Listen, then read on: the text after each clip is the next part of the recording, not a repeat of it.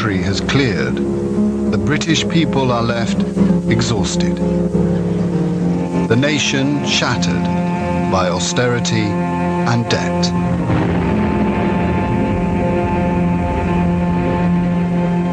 The prestige and ideals of empire are fading.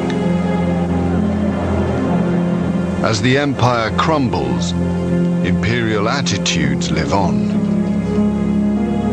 Britain and her empire must confront the legacy of intolerance, paternalism, and prejudice. Most of us are white in the head, but feel black inside. We aren't black or white. We are a lonely, lost, sad, and displaced group of people. Coming in to greet you, see. But how can I? What is there in my culture you value? We were told England was the greatest country in the world. We came here, and to our surprise, found you wouldn't accept us.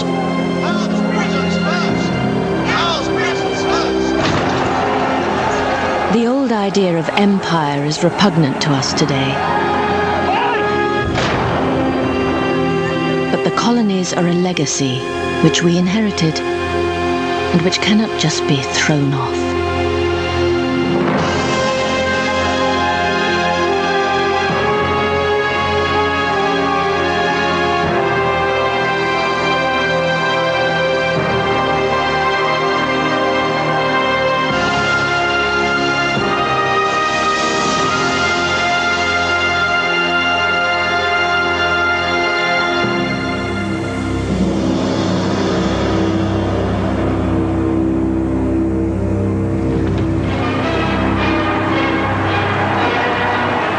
In 1953, the coronation of Elizabeth II.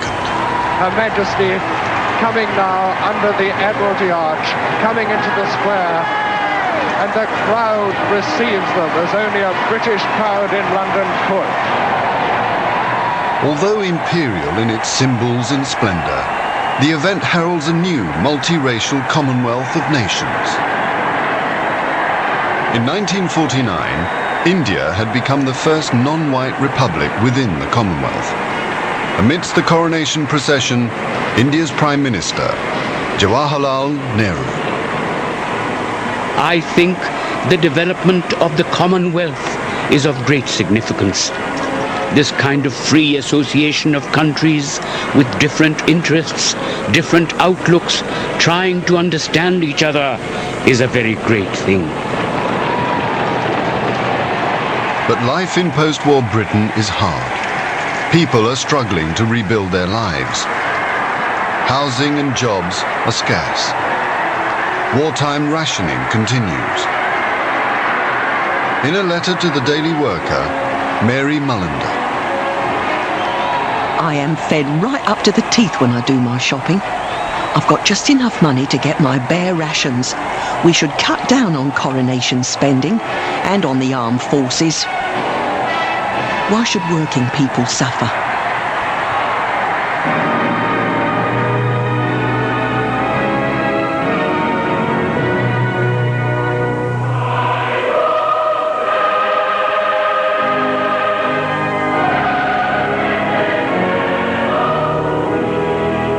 Will you solemnly promise and swear to govern the people of the United Kingdom of Great Britain and Northern Ireland, Canada, Australia, New Zealand, Pakistan, and Ceylon, according to their respective laws and customs? I solemnly promise so to do. No longer Empress, the Queen is crowned head of a Commonwealth of Nations.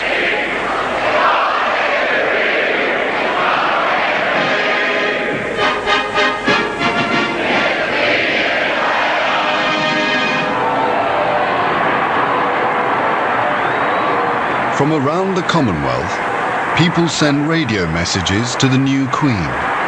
I I am Haji Jamil from Singapore. From Nigeria, I do congratulate you on the occasion of your coronation. In the West Indies. From Sarawak, Borneo. On behalf of the youth of India, I beg to bestow my heartiest congratulations. On behalf of the entire 7 million Africans of Tanganyika, felicitations and good wishes of the people of Pakistan. Biff Cottrell from Hawke's Bay, New Zealand. And I come from Tristan da Cunha. Daddy says it's the loneliest island in the world. But the coronation celebrations are short-lived. The British people have had enough of post-war hardship. They want a better life. And Britain's white Commonwealth can offer it. Dad's taking me to Australia. He says that's the best place for me to get on in life. You too can go to Australia for only £10. Australian advertisements tempt Britain's workers to emigrate. I want to talk to you about immigration. An underpopulated Australia fears encroachment from its Asian neighbours. British workers are offered passage for just £10. Australian Minister for Immigration, Arthur Caldwell. It is my hope that for every foreign migrant, there will be 10 from the United Kingdom. These millions of new citizens will push back our frontiers, expand our industries, and build us into a powerful nation. Thousands of disillusioned Britons apply for the £10 scheme. A foundry worker in Wales. I've decided to make a move. I'm only working a 44-hour week just now, with no overtime or bonus. So really, it's a hand-to-mouth existence. I'm a young man yet, and good for another 20 years' work out there. A young mother from Newcastle. The children will have a better chance. There's no class distinction. Accent has nothing to do with it. What their mother and father were will not stop them getting on out there, if they've got a brain.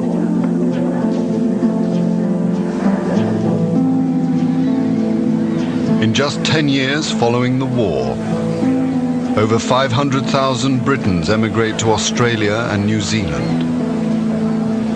More than 400,000 to Canada.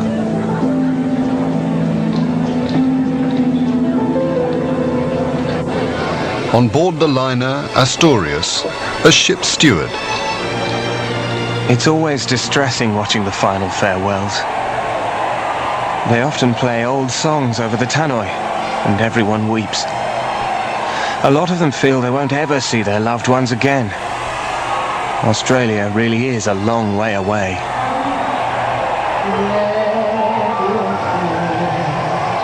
And get your hands, leave your